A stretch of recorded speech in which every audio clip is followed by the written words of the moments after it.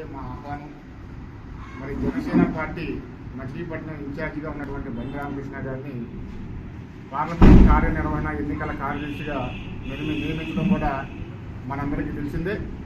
వారి సారథ్యంలో మరి రాష్ట్ర అధ్యక్షులు పవన్ కళ్యాణ్ గారు, అలాగే టీడీపీ జాతీయ అధ్యక్షులు చంద్రబాబు నాయుడు గారు, వీరిద్దరు కూడా మరి బుధవారం సాయంత్రం 3 గంటలకు పెడనకు ఇచ్చేస్తున్నారు.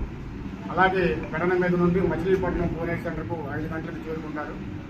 మరి ఈ సందర్భాన్ని పురస్కరించుకొని జనసేన, టీడీపీ, బీజేపీ శ్రేణులందరూ కూడా మరి వారి యొక్క ప్రజాగళ యాత్రను విజయవంతం చేసి మరి రానున్నటువంటి ఎన్నికల్లో పార్లమెంటు, అలాగే పార్లమెంట్ సెగ్మెంట్లో ఉన్నటువంటి అన్ని అసెంబ్లీ నియోజకవర్గాల్లో కూడా విజయకేతనం ఎగురవేసే విధంగా జనసేన, టీడీపీ, బీజేపీ శ్రేణులు కృషి చేయాలని చెప్పి, అంతేకాకుండా ముందుగా మన సోదరులందరూ కూడా గమనించాల్సింది ఉంటుంది.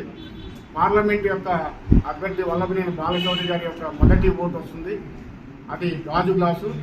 ఆ తర్వాత మచిలీపట్నం అసెంబ్లీ సెగ్మెంట్లో ఉన్నటువంటి పుల్లు రవీంద్ర గారికి 2వ ఓటు వస్తుంది, సైకిలు.